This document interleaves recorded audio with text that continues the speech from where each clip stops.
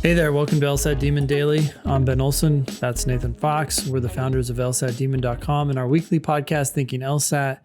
We have an email here from Celine. Hi, Ben and Nathan. My name is Celine, and I've been with LSAT Demon for the last 3 months and just finished the January LSAT. Okay, so we got an update from someone who took the January test. While waiting for this month's score, I'm starting to write my personal statements, and I wanted to ask some advice. I've listened to all the podcasts that refer to personal statements, and they've been very helpful! Exclamation points. Okay, good.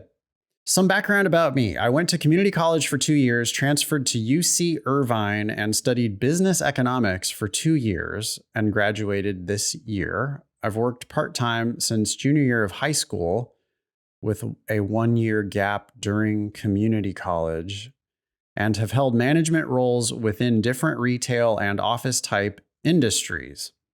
Okay.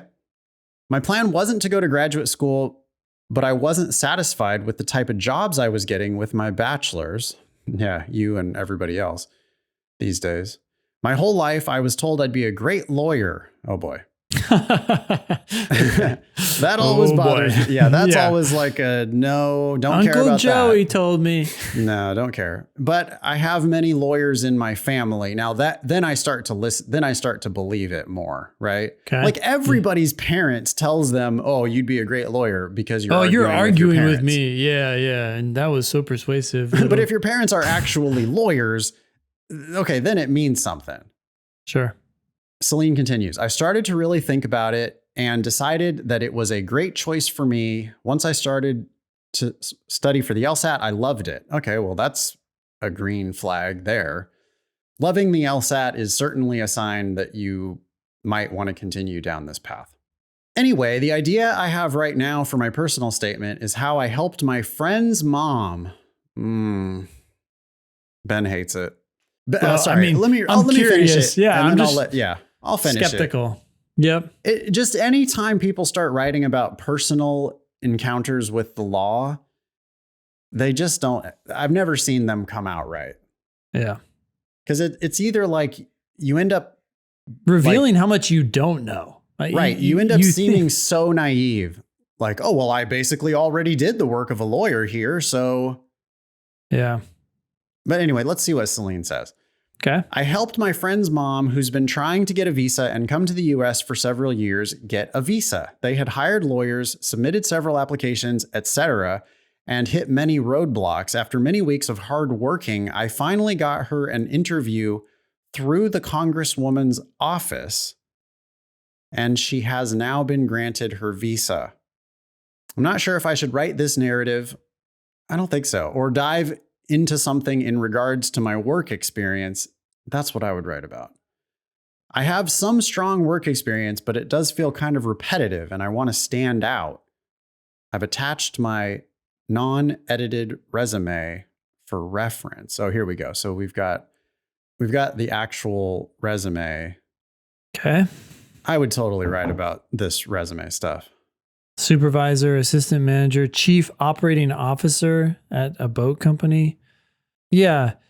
You know, it's great that you figured out how lawyers need to play the game, which is not always directly through the legal system.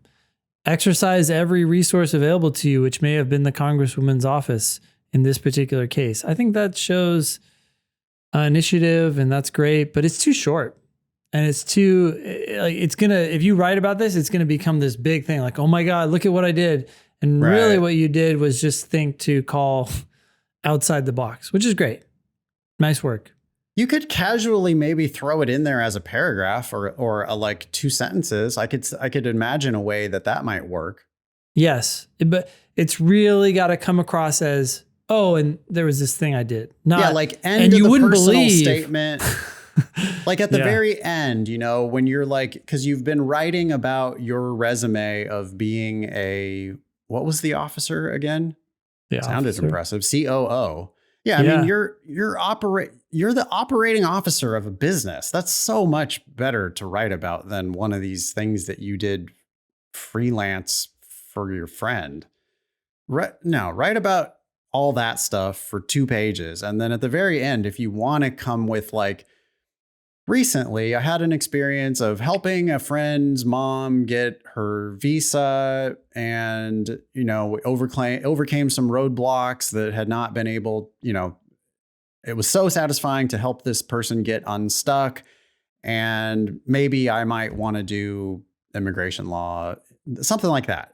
I think could be fine.